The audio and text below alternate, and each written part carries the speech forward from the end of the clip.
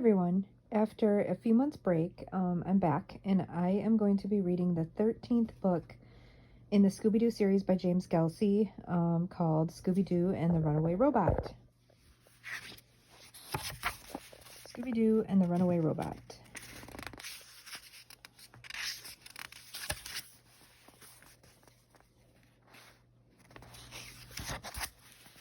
Chapter 1. Easy does it, Scoob, Shaggy said. He and Scooby were sitting in the back of the mystery machine. They were stacking empty chocolate pudding cups on top of one another. Just one more and our tower will be complete, Shaggy said proudly. Scooby was about to put the last cup on top. Then the mystery machine made a sharp turn. Ruh-roh, Scooby barked as he lost his balance. He fell right on top of the tower. The cups rolled all over the floor of the van. Rah, Scooby sighed. Don't be sad, Scoob, Shaggy said. It's like my mother used to say, no use crying over spilled chocolate pudding cups. He and Scooby giggled. Sorry about that sudden turn, Fred called back. Someone nearly cut us off, but we're here now. Like, where's here? Shaggy said. Howard's, Daphne replied. Who's Howard? Shaggy asked. Howard's is not a who, Velma replied. It's a what. I don't know, Shaggy said. Like, that's why I'm asking you. Howard's is a department store, Shaggy, Daphne said. We came to buy some birthday presents, remember? Rah, Shaggy said. Right. Whose birthday is it? Yours, Velma replied. But my birthday was last week, Shaggy said. No, it wasn't, Velma said. Sure it was, Shaggy said. Scooby and I were at the pizza parlor. We told the pizza guy it was my birthday so we could get a free pizza. Shaggy, you always tell the pizza guy it's your birthday so you can get a free pizza, Daphne said. That doesn't make it your real birthday. I guess I've used that line so many times, Shaggy said, I've forgotten when my birthday really is. Well, we haven't, Fred said. That's what friends are for, Daphne said. So, like, what are you going to buy me? Shaggy asked.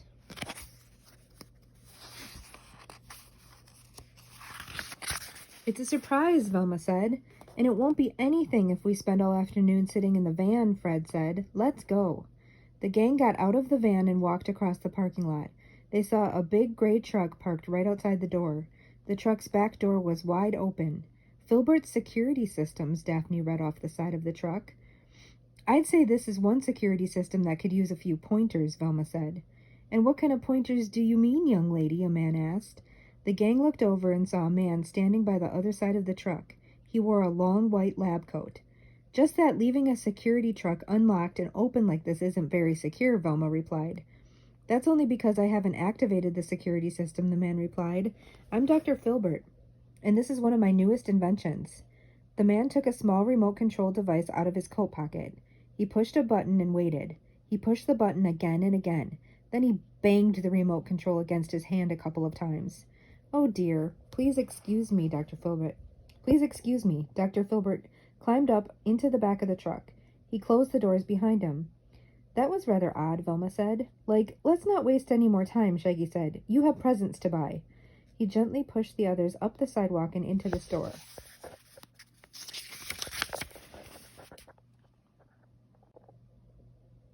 Chapter 2. The gang walked inside Howard's department store and looked around. The place was enormous. I forgot how big this place is, Daphne said. Not only is it the biggest department store in the whole state, Velma reminded her, it's also the oldest. Okay, Shaggy, Daphne said. If your present is going to be a surprise, you can't walk around with us. Like, that's okay, Shaggy said. Me and Scoob will check out the cooking department. You never know when they're going to give out free samples, right, Scoob? Rah, re-ramples, Scooby barked.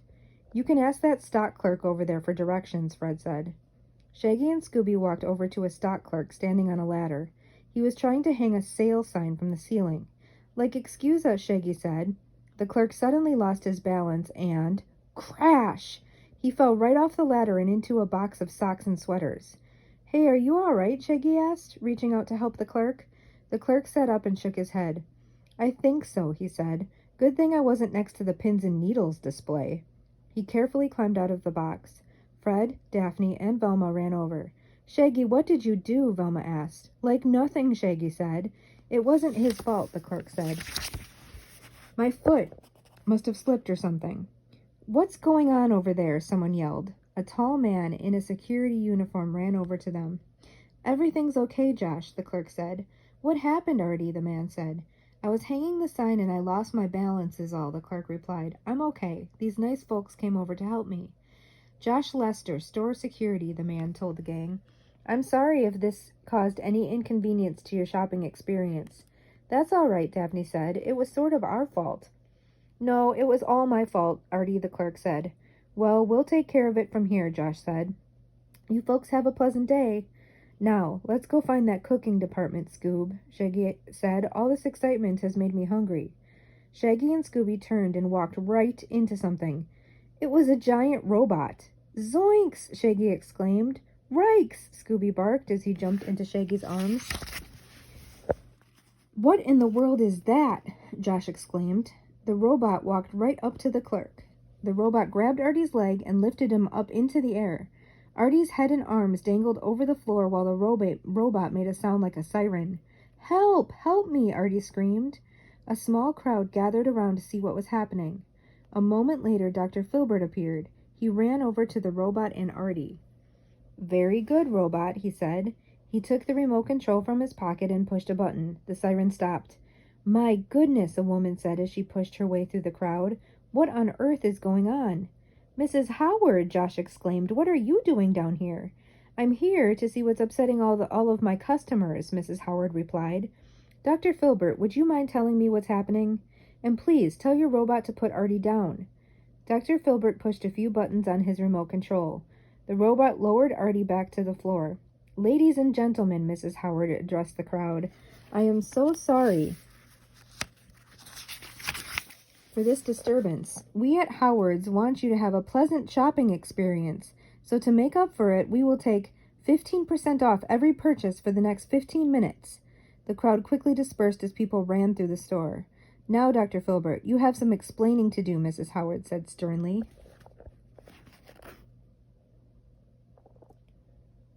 Chapter 3. You told me you fixed all of the problems with your super security device, Dr. Filbert, Mrs. Howard continued. Super security device, Josh said.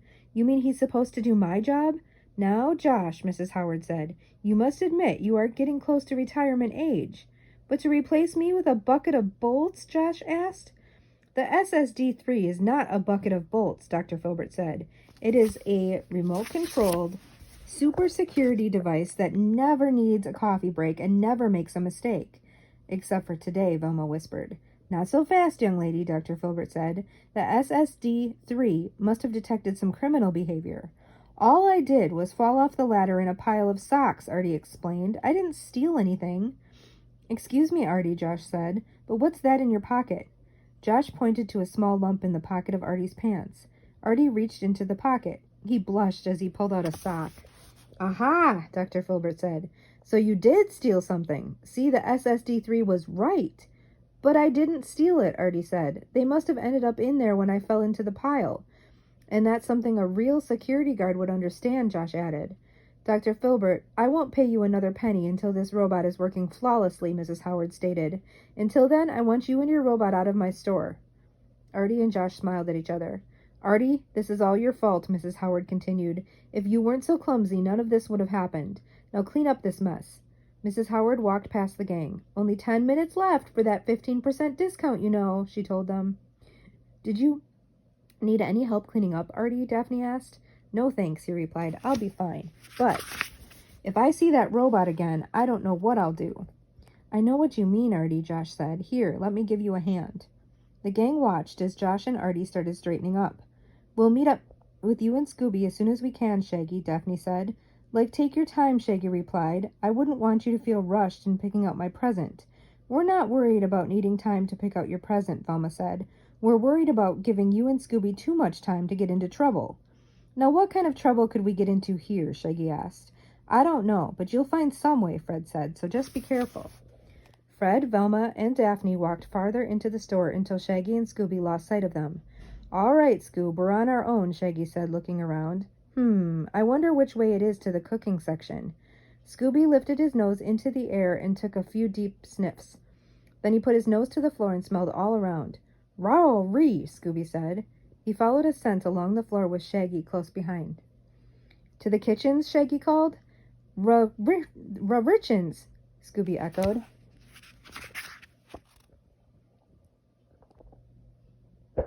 Chapter 4. Shaggy and Scooby stepped onto the lower escalator, the down escalator. Scoob, are you sure this is the way? Shaggy asked. I feel like we've ridden this escalator about 60 times. Whee! Scooby called. He was sliding down the banister. You're doing this just for fun, aren't you, Scoob? Shaggy asked. Zoinks! Look at that! As Shaggy and Scooby rode down the escalator, they saw the security robot ride up on the other side. I can't believe that robot's back, Shaggy said. He and Scooby got off the escalator at the bottom. Run, roar, rhyme, Scooby barked. He jumped onto the up escalator. Oh, no, you don't, Shaggy said. I'm not going up there with that creepy robot walking around. Scooby faced Shaggy as he rode up the escalator. He waved his front paw. Rye, Raggy, Scooby barked. Shaggy watched Scooby ride all the way to the top.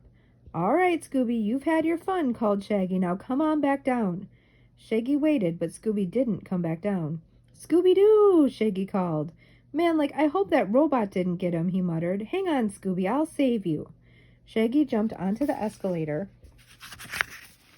and ran all the way to the top. Scooby-Doo, where are you? Shaggy yelled. Right rear, Scooby barked. He jumped up behind Shaggy and gave him a big Scooby hug. Hey, cut that out, Shaggy said. How are we ever going to find the food if you keep playing around? Now let's go. Shaggy and Scooby walked through the shoe department, past the handbags and around the dresses. Hey, look, it's the robot again, Shaggy whispered to Scooby. They watched the robot walk into the hardware department. The robot stopped in front of a tool display. It looked around to see if anyone was watching, then gazed at the tools. It reached out and pulled something off the rack. The robot looked around again and this time spotted Shaggy and Scooby. Zoinks! He saw us! Shaggy exclaimed. Let's get out of here! The robot started walking toward them. It took big robot steps. Shaggy and Scooby ran back through the dress, handbag, and shoe departments. They hopped onto the down escalator. The robot ran onto the escalator after them. All the other customers jumped out of their way. Halfway down, Shaggy said, Let's give him the slip, Scoob. Shaggy jumped over the handrail from the down to the up escalator. The robot reached out to grab Scooby's tail. Scooby managed to jump over the handrail just in time. Good move, Scoob, Shaggy said. Let's go. He and Scooby ran all the way to the top. They watched the robot try to hop over the handrail. It lost its balance and fell over, bumping all the way to the bottom. Now, let's go and find the others and tell them what we saw, Shaggy said. But this time, we'll take the elevator. Chapter 5. Shaggy and Scooby walked around the store looking for the rest of the gang. Fred, Daphne, Velma, Shaggy called. Where are you guys? Josh Lester, the security guard, looked up when he heard Shaggy's voice. He followed Shaggy's voice across the store until he caught up to Shaggy and Scooby. Excuse me, young man, Josh Lester said. Mrs. Howard does not want people shouting in her store. It disturbs the other customers. I'll bet not as much as a stealing robot, Shaggy answered. What are you talking about? Asked Josh. Scoob and I saw that crazy security robot steal something from the tool department, Shaggy said. When he saw us watching him, he started chasing us. Sounds to me like that robot's gone haywire, Josh responded. I'll go check it out. Josh walked toward the escalator. As he went up, he passed Fred, Daphne, and Velma riding down. There you are, Shaggy called. It's time to go. Time to go, Daphne asked, but we still haven't found your present. That's okay, Daph, Shaggy replied. Your present to me can be us getting out of here. Why do you two want to leave all of a sudden? Fred asked. Show 'em, Scoob, Shaggy said. Scooby stood up on his hind legs. He started lurching around like a robot. Then he looked at Shaggy and pretended to chase him. I think you two spent too much time in the toy department, Daphne said. No, but that creepy robot spent too much time in the tool department, Shaggy said. Scooby and I saw him steal something. Robots don't just steal things, Velma stated. Especially security robots. I think you and Scooby just have overactive imaginations. Suddenly, everyone heard the sound of glass breaking, followed by some shouts. A loud alarm rang throughout the store. That sounds like it's coming from the jewelry department, Fred said. Let's go. The gang rushed across the store to the jewelry department. There, they saw that one of the glass jewelry cases had been smashed. Mrs. Howard came running over. What happened here? She asked with some panic in her voice. A soft groan came from behind the jewelry counter. Fred looked and saw Artie sitting on the floor. He was holding his head. Fred and Shaggy helped him up. "What happened, Artie?" asked Mrs. Howard. "You're not going to believe this," Artie replied. "I had just brought over a carton of jewelry boxes. Then that robot came over and smashed the glass. It grabbed a handful of jewels, knocked me down, and ran away." "Who grabbed a handful of jewels?" Josh Lester asked as he ran over.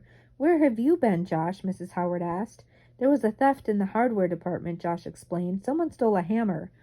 "That's nothing," Artie said. "That stupid security robot came here and stole some jewelry." "Actually, it didn't steal just any jewelry, Mrs. Howard," said Josh as he looked into the broken jewelry case. "All it took was the Wellington watch." "Oh, dear," Mrs. Howard looked as if she was about to faint. Artie caught her arm and steadied her just in time. "What's the Wellington watch?" Velma asked. "It's the first item that Horatio Howard, the store's founder, stocked back in 1897, Mo said. "It's a family heirloom. It doesn't have much value, but it's pretty important to Mrs. Howard. And, now it's pretty gone," Shaggy whispered to Scooby. "Shaggy!" scolded Daphne. "Don't worry, Mrs. Howard," Fred said. "We'll get to the bottom of this." "Oh, no, you don't," Josh said. "I'm the head of security here, and I'm not going to be replaced by a robot or a bunch of kids. I'll take care of this myself, Mrs. Howard." Josh turned and walked away. "Artie," began Mrs. Howard. I know, Artie said. "Clean up this mess and get back to work." Artie walked away sadly. "I was just going to give him the afternoon off," Mrs. Howard said. "Anyway, kids, I don't care what Josh says. If you find that robot in the watch first, you'll get a very handsome reward." As Mrs. Howard walked back to her office, the gang huddled together. "The first thing we need to do is look for clues," Fred said. "Daphne and I will try to track down Dr. Filbert and ask him some questions about his robot. And Shaggy, Scooby, and I can look around the jewelry department for clues," Velma said. "Do we have to?" Shaggy asked. "The sooner we solve this mystery, the sooner we can get back to shopping for your birthday present," Daphne said. "And the sooner we can get out of here," added Fred. "Don't just stand there," Shaggy said. "Let's get to work." Chapter 6. Shaggy, Scooby, and Velma walked over to the smashed jewelry case. Broken glass was everywhere. "Jinkies!" Velma exclaimed. "That robot sure made a mess." As Velma carefully examined the jewelry case, something caught Scooby's attention. "Raggy," whispered Scooby. "Rook!" Shaggy looked over and saw a man wearing a white chef's hat and apron. "Where there's a chef, you can bet there's food, Scooby," Shaggy whispered back. "You keep an eye on him, and I'll take care of Velma." "Right," Scooby barked. He focused his eyes on the chef and watched his every move. "Velma," Shaggy said, "Scooby and I, want to see if we can find some more clues." "That's a first," Velma said. "Where do you want to look?" "In the hardware department," Shaggy said, "where we saw him earlier." "That's actually not a bad idea," Shaggy, Velma said. "I'm glad to see you and Scooby have more on your minds than just food." "Let's go, Scooby-Doo," Shaggy said. He and Scooby headed out of the jewelry department. "So which way to the food, Scoob?" asked Shaggy. "This way," Scooby barked. The two buddies could see the top of the chef's hat just above the racks of clothing as they followed his path through the store. Shaggy and Scooby followed the hat, through the coats, past the hats, just past the perfumes, and into the cooking department. Then the hat seemed to disappear. "Did we lose him?" Shaggy asked. "Chefs can't just vanish." "Maybe he's hiding with that robot," Artie said. He was placing some pots and pans on the shelves. "Where's that?" Shaggy asked. "I don't know," replied Artie. "I just said that because it seems like no one can find the robot. So it must have a pretty good hiding place. Anyway, that chef guy will be back soon. He's getting things ready for his next cooking demonstration." "Thanks, man," Shaggy said. "Come on, Scoob. I guess we'd better get back to Velma." "Don't bother," Velma said. Shaggy and Scooby turned around and saw Velma standing there. "I thought you were looking for clues in the hardware section," Velma said. "What are you doing in the cooking department?" What better place is there to satisfy our starving curiosity?" Shaggy asked with a smile. "In any event, I'm glad I found you, Artie," Velma continued. "When you saw the robot smash the jewelry case, how did it do it?" "I don't know," Artie replied. "I guess I was so surprised to see the robot I didn't notice." "Do you think it could have used this?" Velma asked. She showed Artie a small hammer. "I found this on the floor behind the jewelry counter." "Look at that," said Artie. "Maybe it did use it." Shaggy, Scooby, let's go find Fred and Daphne, Velma said. I think we're getting close to solving this case. We'll be right there, Velma, Shaggy said. Psst, Artie, whispered Shaggy. When did you say that chef guy would be back? About 5 minutes, replied Artie, right over there. Thanks, Shaggy whispered. Coming, Velma, he called to his mystery-loving friend. Chapter 7. Velma saw Fred and Daphne riding up the escalator. Fred, Daphne, Velma called. Over here. The gang met in front of a big tent next to the sporting goods department. What were you doing on the second floor? Velma asked. Dr. Filbert's security truck was still parked out front, but we couldn't find him anywhere, Daphne explained. So we decided to check out the hardware department. What did you find? Only this, Velma replied, showing them the hammer. I think the robot used it to smash the jewelry case. But why would a robot need to use a hammer to break glass? Fred asked. Like, so it doesn't ruin its robot manicure, Shaggy suggested. Or so it doesn't get cut on the broken glass, Daphne added. Why would a robot care about getting cut? Fred said. My thoughts exactly, Velma said. I asked Artie, and he doesn't remember if the robot used the hammer or not. Well, one thing's for certain, Fred continued. That's exactly the kind of hammer that was taken from the hardware department. Things are starting to fall into place, Velma said. It looks to me like this super security device is really a sloppy stealing device. Velma's right, Fred said. It's time to set a trap, and I think I know just what to do, but we'll need Mrs. Howard's help.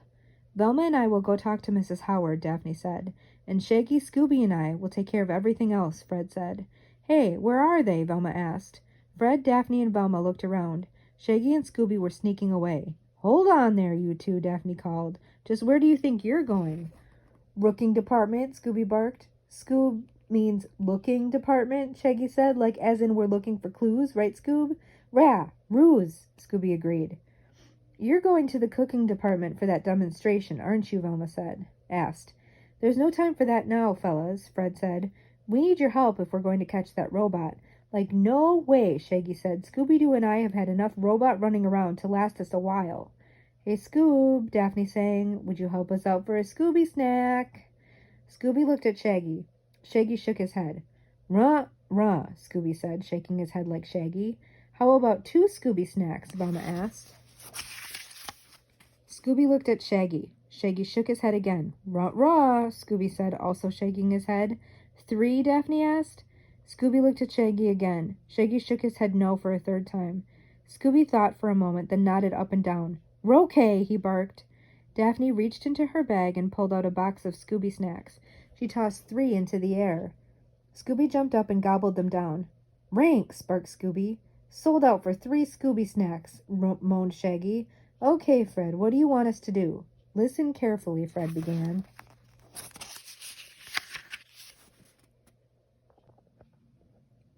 Chapter 8. Here's what we know so far, Fred said. We know that the robot must be around because Dr. Filbert's van is still here. We also know that the robot must be trying to get back at Mrs. Howard for something, Daphne added. Otherwise it would have stolen something a lot more valuable than an old watch. So let's make it think that Mrs. Howard isn't really bothered by it, Velma suggested. We'll get her to make a store-wide announcement about the robot, said Fred. The robot will be sure to come out. And let me guess, Shaggy said, like that's where Scooby and I come in. Right, Fred agreed. The important thing is to trap the robot somewhere where it can't hide or escape. So Scooby will lure the robot into this tent. When the robot's inside, Shaggy and I will zip up the tent. But what happens to Scooby? Shaggy asked. He can slip out through the window flap in the back, Fred answered. Now let's get started. Daphne and Velma went to get Mrs. Howard. Fred walked around the outside of the tent. I think we could use a little rope just in case, Fred said. I'll go get some from the hardware department. You two wait here. Fred walked toward the down escalator. Shaggy and Scooby looked at each other. You know, Scoob, Shaggy said, I'll bet that the chef is right in the middle of his cooking demonstration. You know what that means. Re-ramples, Scooby barked. Shaggy and Scooby walked as fast as they could towards the cooking department. Attention, Howard's shoppers, Mrs. Howard's voice filled the department store. Our robot promotion is now over. No more robots will be around to upset your shopping experience. Thank you for shopping at Howard's and have a good day. We'd better grab our free snacks and hurry back to the tent, Shaggy said. He and Scooby walked up to the demonstration kitchen. A tall man in a chef's hat and apron stood with his back to them. "Excuse us, Mr. Chef, sir," Shaggy said. "Like what's cooking in the kitchen?" The chef turned around. "Zoinks!" Shaggy exclaimed. "Rikes!" Scooby barked. "Robot!" they yelled together. The chef was really the runaway robot dressed in a chef's hat and apron. "Run, Scoob!" Shaggy shouted. They turned and ran through the maze of displays. The robot was close behind. "Let's split up, Scoob," Shaggy called. "I'll run back to the tent and find Fred. You keep that robot busy for a few minutes." Shaggy then made a quick turn and disappeared. Down an aisle. The robot kept following Scooby. Just past the luggage department, Scooby looked over his shoulder. The robot was gone. "Roo!" Scooby gasped. Then Scooby faced forward again. "Rikes!" he yelped. The robot stood at the end of the aisle in front of him. Scooby ran right in between the robot's legs. "To the tent, Scoob!" Shaggy yelled. "This way!" Scooby ran toward Shaggy's voice. He saw Shaggy and Fred standing next to the tent. Scooby tried to run faster, but he lost his footing. He slid along the slippery floor right past the tent and into a mannequin. The mannequin toppled over. The robot couldn't stop in time and tripped over the mannequin. The robot sailed through the air and landed with a thud in a big box of woolen socks. Scooby raced over and jumped on top of the robot.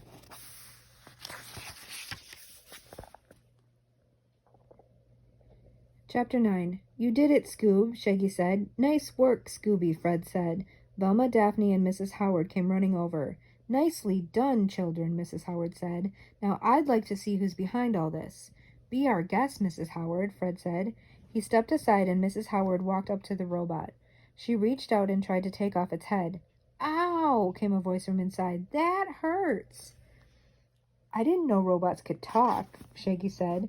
"It's not really a robot, Shaggy," Daphne whispered. "Oh, yeah, like I knew that," Shaggy said. The robot reached up and gave its head a half twist. Then it lifted off its head. "Artie!" Mrs. Howard exclaimed. "You're the robot?" "Just as we thought," said Velma. "How could you possibly have known?" Mrs. Howard asked. "Known what?" Josh Lester asked as he walked over. He was with Dr. Filbert. "Known that a runaway robot was really Artie in disguise," Mrs. Howard replied. "And where have you been all this time, Dr. Filbert?" "I was in the store's computer center trying to work out the kinks in the SSD-3, Dr. Filbert answered. "I know you told me to leave the store, but I needed access to some high-speed computers. I didn't think you'd mind." "And you call yourself a security guard, Josh?" Mrs. Howard asked. "How could you let Dr. Filbert gain access to our computer center?" "Actually, you gave Dr. Filbert access," Josh answered. "When you hired him, you gave him access to our entire store so he could develop the right kind of security system for us." "Which is why he was our first suspect," Velma put in. "We figured he would know all about the store's ins and outs. That would explain how the robot could appear and disappear so easily. Dr. Filbert also had a reason to get back at you, Mrs. Howard," Daphne continued. "After all, you did tell him you weren't going to pay him anymore." "But I would never want my SSD-3 to get a reputation for stealing," Dr. Filbert said. "That would be wrong." "So that left Artie and Josh Lester," said Fred. "Me?" Josh asked, surprised. "How could you think I would do this?"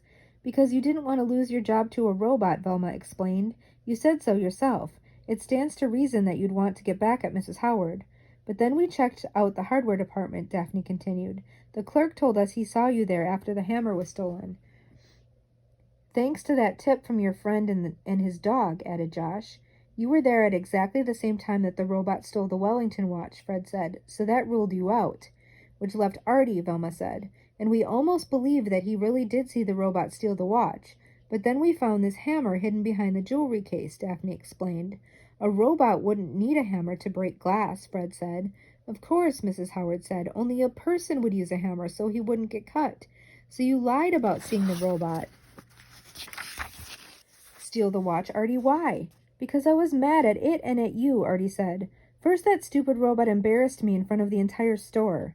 Then you embarrassed me in front of the entire store. This is all your fault, Artie, talking to me like I was some little nobody in front of all those people. I was upset that you had caused such a scene, and I was talking to you like you were a stock clerk in my department store," Mrs. Howard responded.